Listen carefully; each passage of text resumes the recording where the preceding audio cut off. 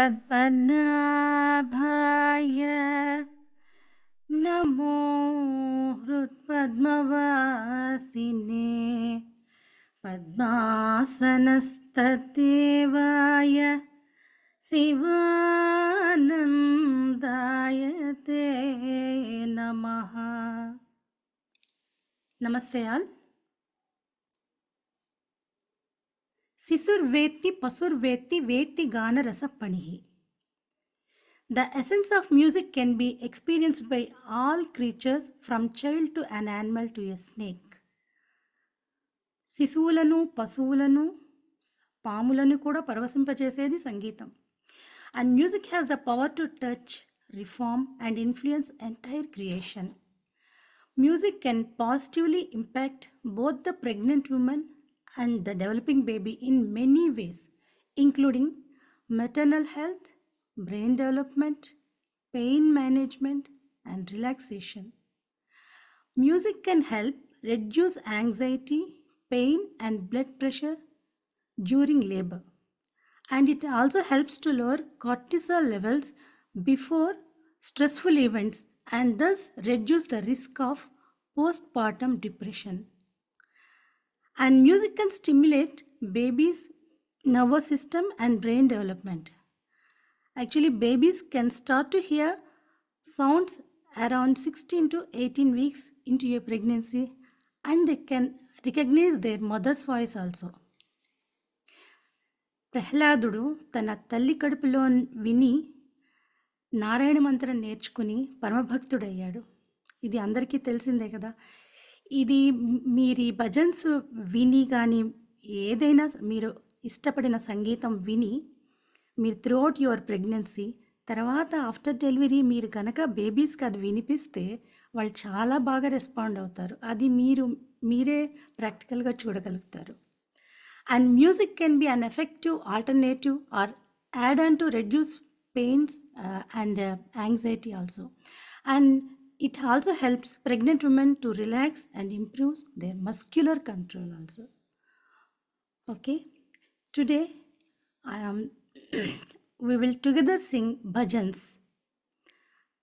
In this bhajan session, the first bhajan will be on Lord Ganesha.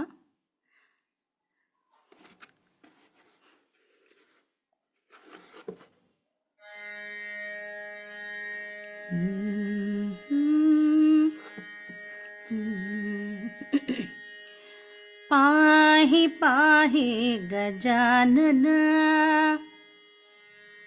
पाहि पाहि गजानन पार्वती नंद गजानन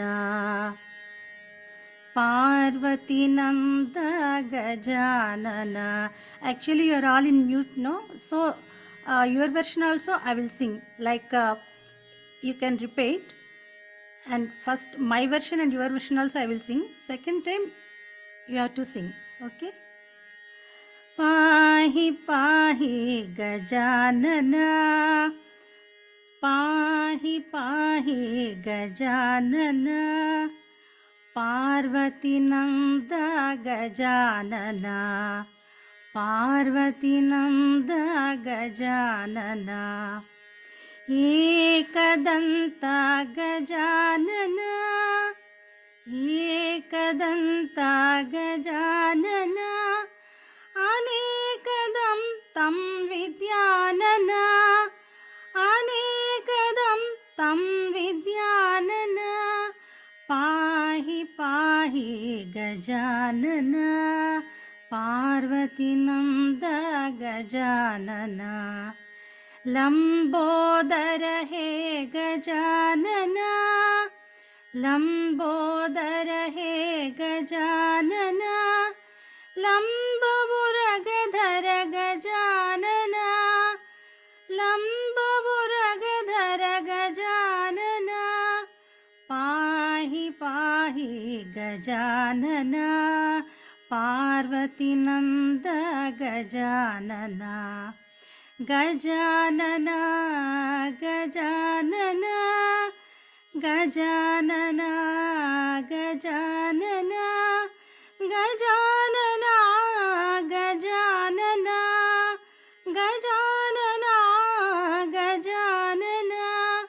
सूक्ष्मनेत्रा गजानना सूक्ष्मनेत्रा गजानना अनन्तकर्णा विचारणा अनन्तकर्णा विचारणा पाहि पाहि Gajanana पार्वतीनन्दा Gajanana चिन्मयमुद्रा बोधनचतुरा चिन्मयमुद्रा बोधनचतुरा योगमुद्रा समाधिपाला योगमुद्रा समाधिपाला Sachchidananda Gajanana Sachchidananda Gajanana Nityananda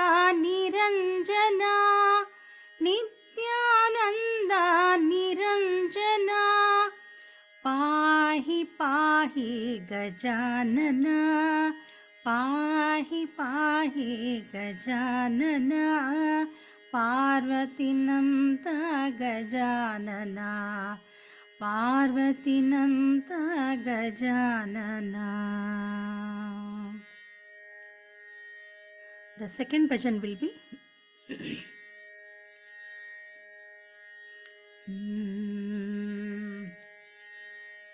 Ram Ram Ram Paramasumangala Ram Ram Ram Ram Ram Ram Paramasumangala Ram Ram Ram Ram Ram Ram Paramasumangala Ram Ram Ram जननी जानकी जीवन राम जननी जानकी जीवन राम जय जय राम साई राम जय जय राम साई राम जयतु रामा जय जय राम साई राम जयतु रामा जय जय राम साई राम जयतु रामा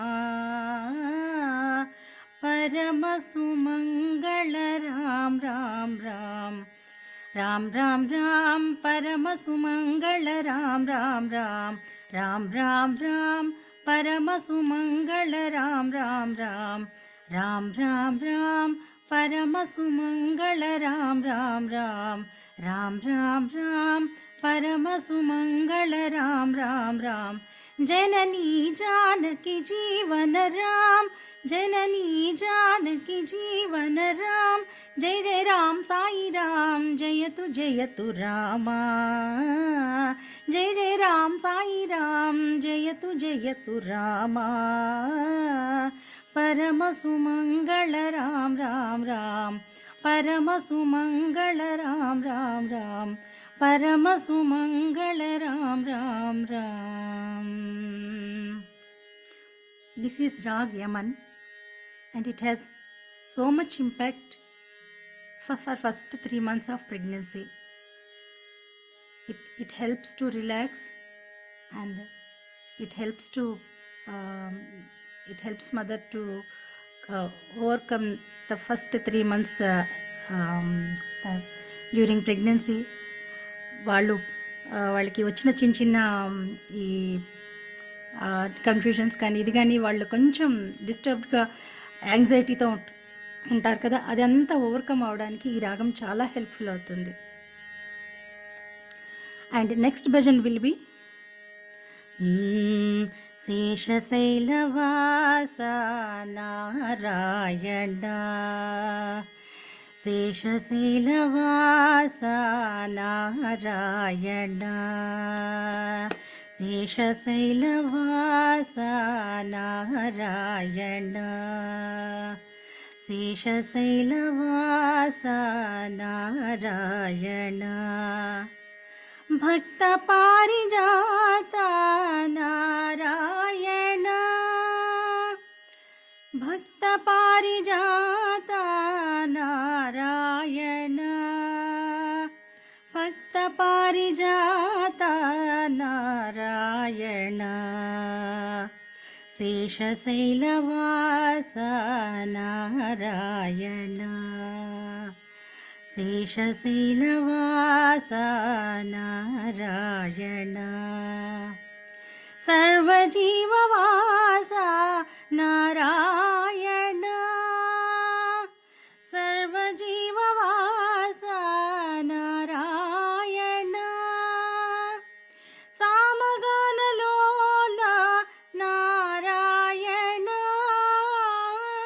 సామగానలోల నారాయణ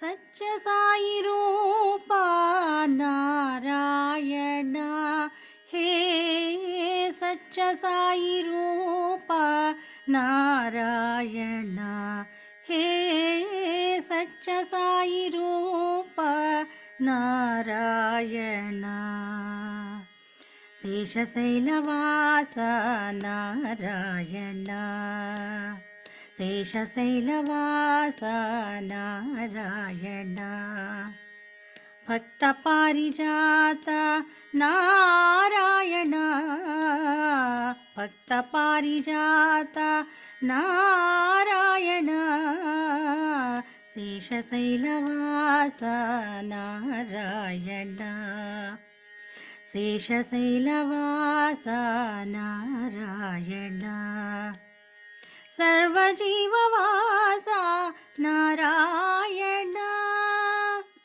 సర్వజీవవాస నారాయణ సామగానలోల నారాయణ సామగానలోల నారాయణ సత్య సాయి రూప నారాయణ హే సత్య సాయి రూప నారాయణ హే సత్య సాయి రూప నారాయణ హే సత్య సాయి రూప నారాయణ శేషశైలవాస నారాయణ శేషశైలవాస Narayana. Listening to music, especially the sound of veena during the last trimesters of pregnancy, can positively affect the baby's development in the womb. ప్రతి ఒక్క ఇన్స్ట్రుమెంట్కి ఒక ఇంపాక్ట్ ఉంటుంది. అసలు ఇన్స్ట్రుమెంట్స్ మనం ఒక వాద్య సంగీతం ఇన్స్ట్రుమెంటల్ మ్యూజిక్ విన్నప్పుడు కూడా మనకి చాలా మైండ్ రిలాక్స్ అవుతుంది. ఈ స్ట్రెస్ రిలీజ్ అయినప్పుడు ఆటోమేటిక్గా మనకి ఏమవుతుందంటే ప్రెషర్స్ అన్నీ కంట్రోల్కి వచ్చేసేసి ఆటోమేటిక్గా మన హెల్త్ బాగుంటుంది. తర్వాత బేబీ హెల్త్ కూడా చక్కగా ఉంటుంది. మనం ప్రశాంతంగా ఆనందంగా ఉంటే బేబీ కూడా అలాగే ఉంటుంది కదా. సో మనం ఎంజాయ్ చేస్తే వాళ్ళు కూడా ఎంజాయ్ చేస్తూ ఉంటారు. సో ఇప్పుడు నేను ఒక కీర్తన వినిపించబోతున్నాను వీణ మీద.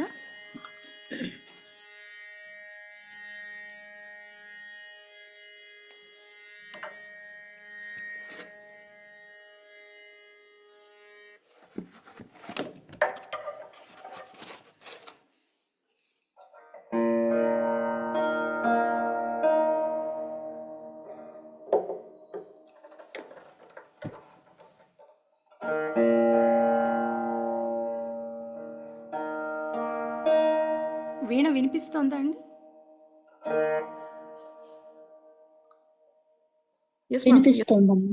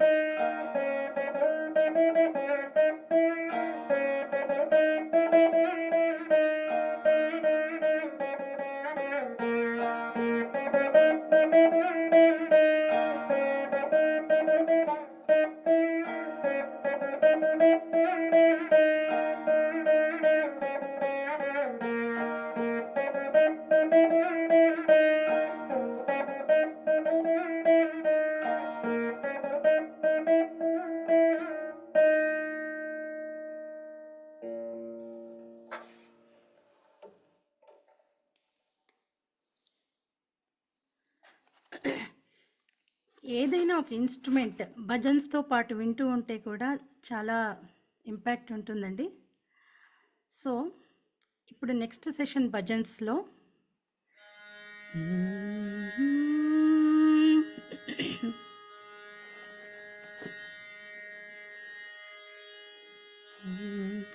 వందే సంతం హనుమంతం వందే సంతం హనుమంతం వందే సంతం హనుమంతం వందే సంతం హనుమంతం రామభక్తం బలవంతం రామభక్తం బలవంతం వందే సంతం హనుమంతం వందే సంతం హనుమంతం జ్ఞానపండిత అంజనతనయం జ్ఞానపండిత అంజనతనయం పవనపుత్రం భాస్కరతేజం పవనపుత్రం భాస్కరతేజం భాస్కరతేజం భాస్కరతేజం భాస్కరతేజం భాస్కరతేజం వందే సంతం హనుమంతం రామభక్తం బలవంతం వందే సంతం హనుమంతం again I am repeating జ్ఞానపండిత అంజనతనయం జ్ఞానపండిత అంజనతనయం పవనపుత్రం భాస్కరతేజం పవనపుత్రం భాస్కరతేజం भास्करतेजं भास्करतेजं वन्दे सन्तं हनुमन्तं वन्दे सन्तं हनुमन्तम् वायुदेवं वानरवीरं वायुदेवं वानरवीरं सच्चिदानन्दं प्राणदेवं सच्चिदानन्दं प्राणदेवं प्राणदेवं प्राणदेवं प्राणदेवं प्राणदेवं वन्दे सन्तं हनुमन्तं वन्दे सन्तं हनुमन्तं वन्दे सन्तं हनुमन्तं रामभक्तं बलवन्तं वन्दे सन्तं हनुमन्तं रामभक्तं बलवन्तं वन्दे सन्तं हनुमन्तं वन्दे सन्तं हनुमन्तं वन्दे सन्तं हनुमन्तं वन्दे सन्तं हनुमन्तं वन्दे सन्तं हनुमन्तं वन्दे सन्तं हनुमन्तं वन्दे सन्तं हनुमन्तं वन्दे सन्तं हनुमन्तम्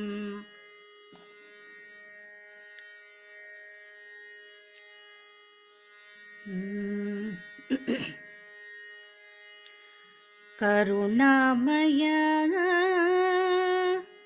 Next bhajan will be on Sri Subramanyeswara Swami.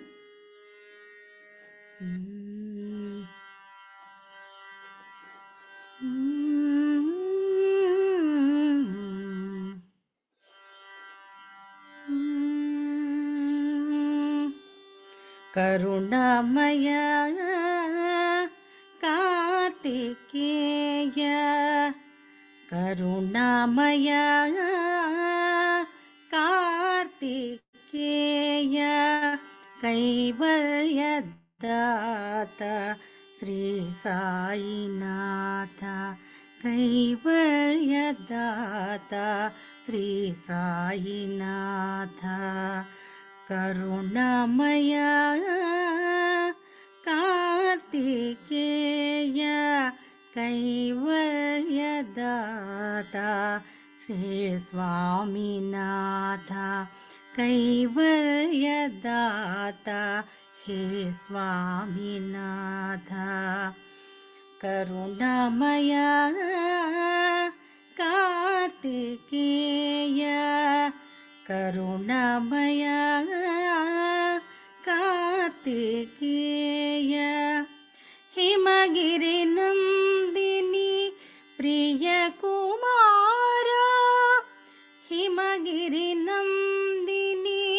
प्रियकुमार इह परसुखदायि भवभयहार इह परसुखदायि भवभयहार शरणागत प्रिय षण्मुखनाथ शरणागत प्रिय षण्मुखनाथ शरणं शरणं शम्भुकुमार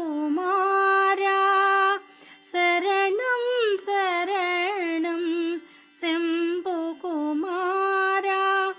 करुणामय कार्तिकेय करुणामय कार्तिकेय कैवल्यदाता हे स्वामीनाथ कैवल्यदाता हे स्वामीनाथ करुणामय कार्तिकेय कैवल्यदाता श्री साईनाथ कैवल्यदाता श्री साईनाथ करुणामय कार्तिकेय करुणामय कार्तिकेय हिमगिरिनन्दिनी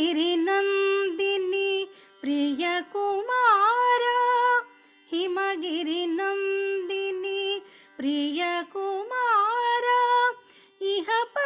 सुखदायि भवभयहारा इह परसुखदायि भवभयहारा शरणागत प्रिय षण्मुखनाथा शरणागत प्रिय षण्मुखनाथा शरणं शरणं शम्भुकुमारा शरणं शरणं शम्भुकुमारा शरणं शरणं शम्भुकुमारा शरणं शरणं शम्भुकुमारा शरणं शरणं शम्भुकुमारा शरणं शरणं शम्भुकुमारा शरणं शरणं शम्भुकुमारा शरणं शरणं शम्भुकुमारा शरणं शरणं शम्भुकुमारा शरणं शरणं शम्भुकुमारा शरणं शरणं शम्भुकुमारा शरणं शरणं शम्भुकुमारा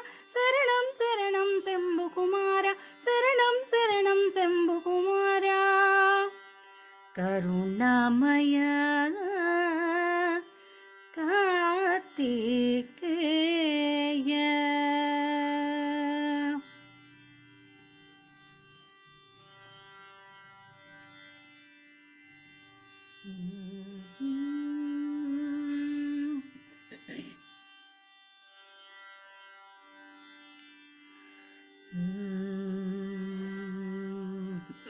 And one more bhajan.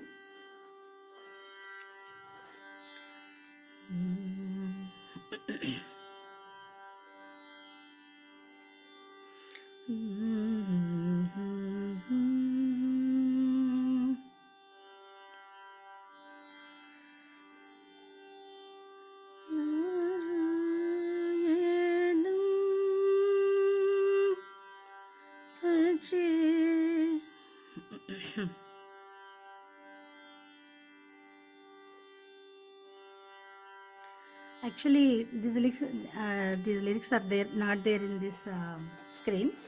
Okay, please repeat.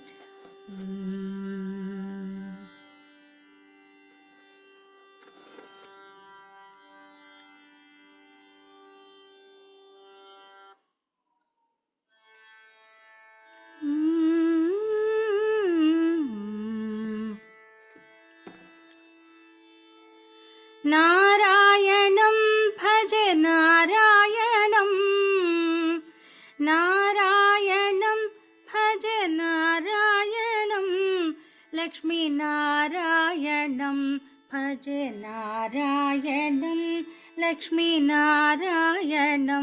भज नारायणं नारायणं भज नारायणं नारायणं भज नारायणं लक्ष्मीनारायणं भज नारायणं बृन्दावनस्थितं नारायणं बृन्दावनस्थितं नारायणं देववृन्दैरभीष्टितं नारायणं देववृन्दैरभीष्टितं नारायणं दीनकरमध्यतं नारायणं दीनकरमध्यतं नारायणं दिव्यकनकाम्बरधरं नारायणं दिव्यकनकाम्बरधरं नारायणं पङ्कजलोचनं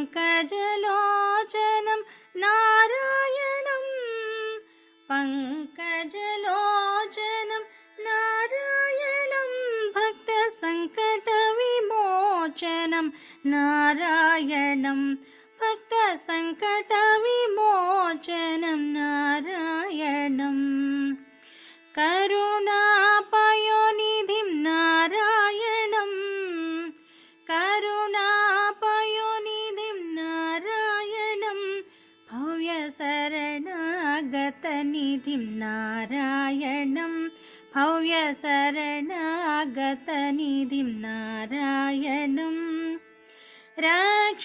रक्षितजगत्रयं नारायणं रक्षितजगत्रयं नारायणं चक्रशिक्षितसुरसयं नारायणं चक्रशिक्षितसुरसयं नारायणम् अज्ञाननाशकं नारायणम् अज्ञाननाशकं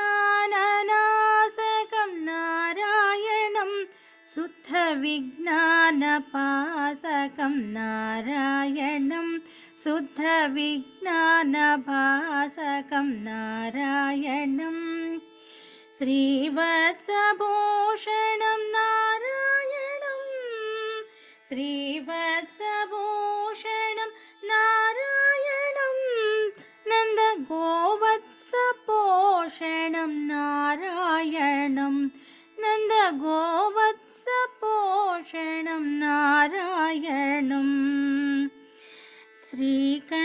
श्रीकण्ठसेवितं नारायणं नित्यवैकुण्ठवासिनं नारायणं नित्यवैकुण्ठवासिनं नारायणं नारायणं भज नारायणं लक्ष्मीनारायणं भज नारायणं नारायणं भज नारायणं नारायणं भज नारायणं लक्ष्मीनारायणं भज नारायणं लक्ष्मीनारायणं भज नारायणं बृन्दावनस्थितं नारायणं बृन्दावनस्थितं नारायणं देववृन्दैरभीष्टितं नारायणं देववृन्दैरभीष्टितं नारायणं दिनकरमध्यतं नारायणं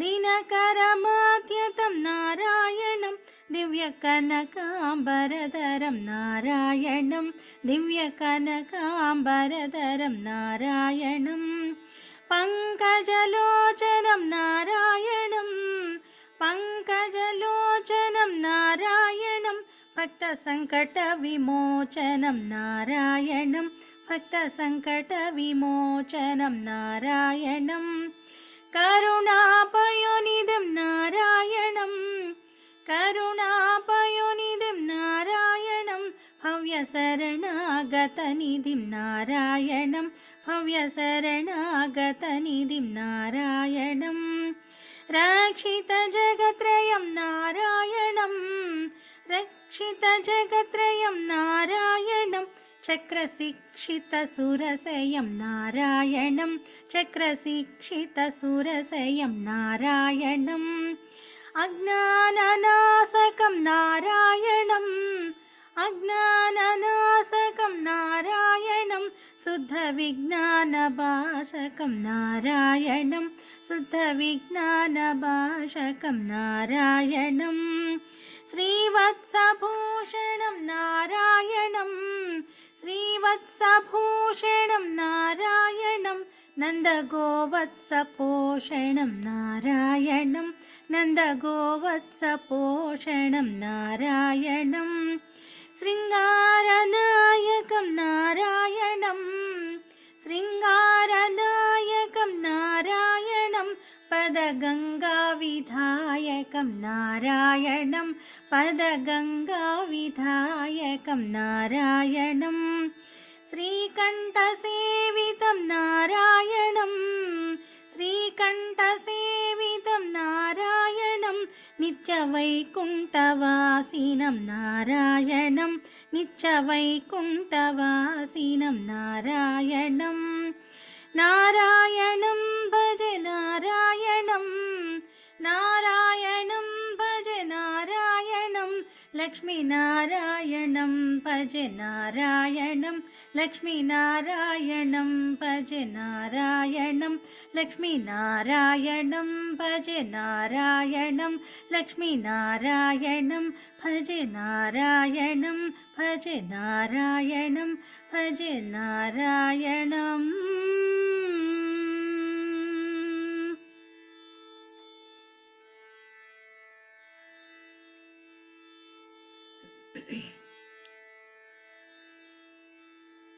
ఇప్పుడు నేను గర్భరక్షాంబికా స్తోత్రం చదువుతాను. అందరూ కూడా కళ్ళు మూసుకుని ఈ రక్షా స్తోత్రాన్ని వినండి.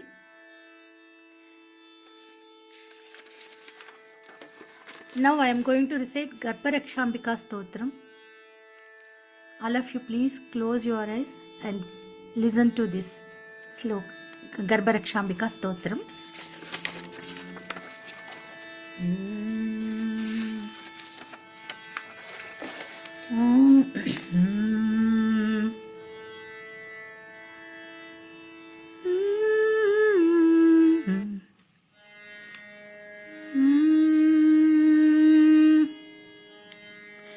ये हि भगवान् ब्रह्मन् प्रजाकर्ता प्रजापते प्रगृह्णीव बलिं च इमम् आपत्यां रक्ष गर्भिणीम् अश्विनी देवदेवेशो प्रगृहीतं बलिं द्विमम् सापत्यां गर्भिणीं च इमं च रक्षतां पूजयानय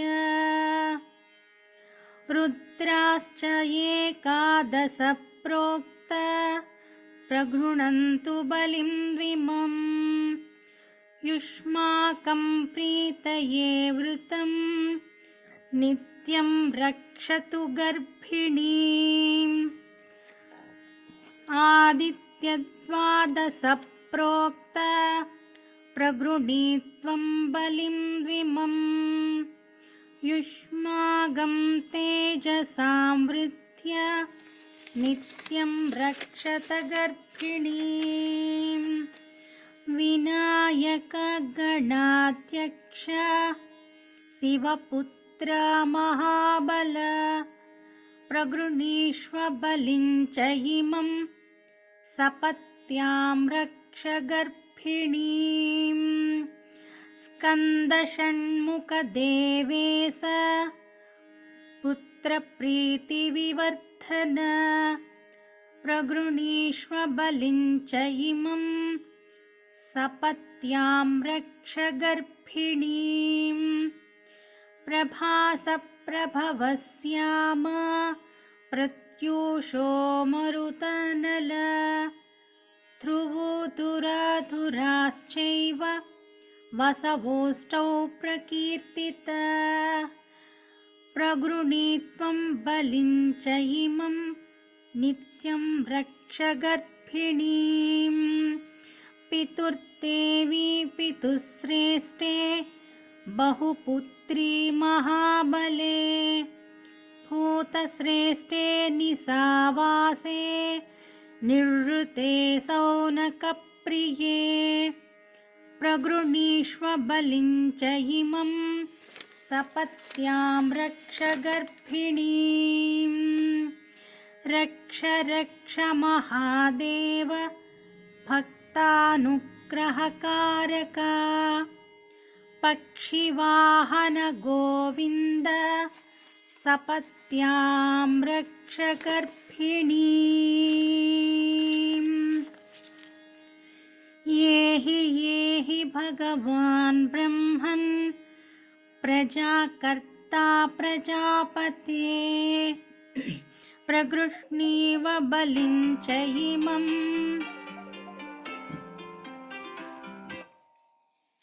प्रगृह्णीष्व बलिं च इमम् आपत्यां रक्ष गर्भिणीम् अश्विनी देवदेवेशो प्रगृहीत्वं बलिं द्विमम् सापत्यां गर्भिणीं च इमं च रक्षतां पूजयानय रुद्राश्च एकादश प्रोक्त प्रगृह्णन्तु बलिं द्विमम् युष्माकं प्रीतये वृतं नित्यं रक्षतु गर्भिणीम् आदित्यद्वादश प्रोक्त प्रगृहीत्वं बलिं द्विमम् युष्माकं तेजसांवृत्य नित्यं रक्षत गर्भिणीं